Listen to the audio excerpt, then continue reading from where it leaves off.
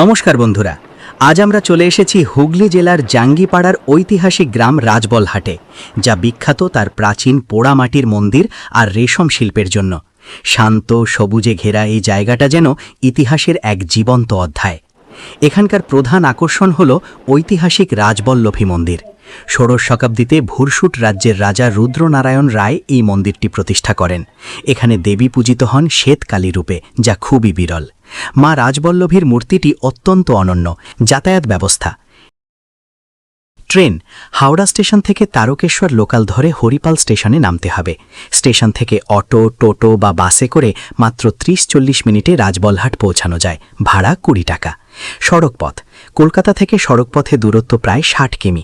গাড়িতে যেতে সময় লাগে প্রায় 2 ঘন্টা।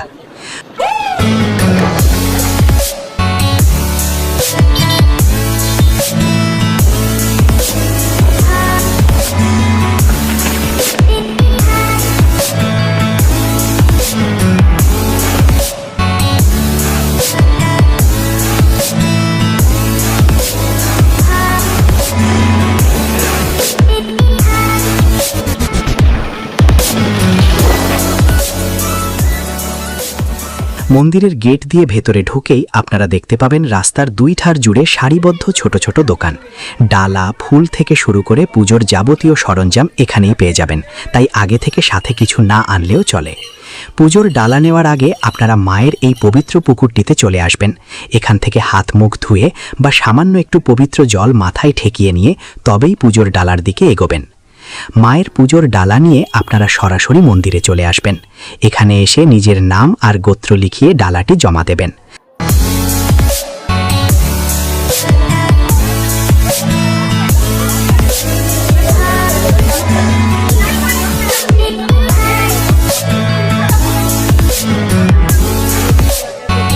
মায়ের পুজো হয়ে গেলে বাইরে এসে এই নির্দিষ্ট জায়গায় ধূপ আর মোমবাতি জ্বালিয়ে দেবেন।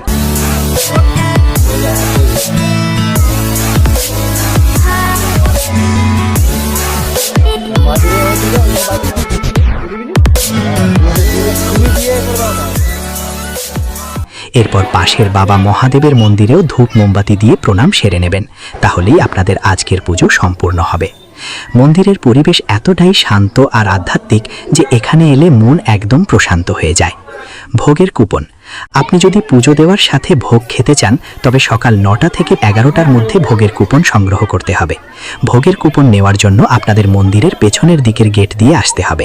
এই যে দেখুন, এখানে স্পষ্ট করে লেখা আছে ভোগ কুপন। এক একটি কুপনের দাম মাত্র 40 টাকা। আর এই যে দুপাশে বড় দালানগুলো দেখছেন, এখানেই সারিবদ্ধভাবে বসে শান্তিতে ভোগ খাওয়ার ব্যবস্থা করা আছে। বন্ধুরা, মন্দিরের ভোগের সময় কিন্তু দুপুর 1টা। প্রথমেই মাকে ভোগ নিবেদন করা হয়।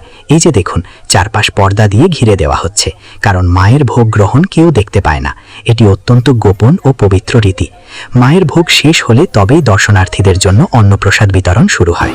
দেখুন, আমাদের পাতে একে একে চলে এলো গরম ভাত, ডাল আর সেই বিখ্যাত ঘ্যাঁট বা ঘন্ট।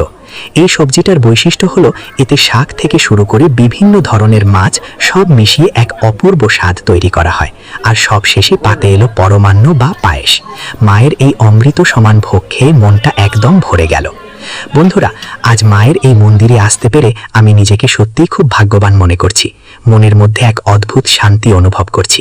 আপনারাও সময় করে একবার চলে আসুন মায়ের দর্শনে, মায়ের আশীর্বাদ নিতে। কথা দিচ্ছি আপনাদেরও খুব ভালো লাগবে। বাঙালির 12 মাসে 13 পার্বণ, আর আমাদের ঘোরার নেশা তো চিরকালের। এরকম আরও অফবিট ট্যুর ভ্লগ দেখতে হলে এখনই সাবস্ক্রাইব বাটনে ক্লিক করুন এবং কমেন্ট করে জানান আপনাদের কেমন লাগলো।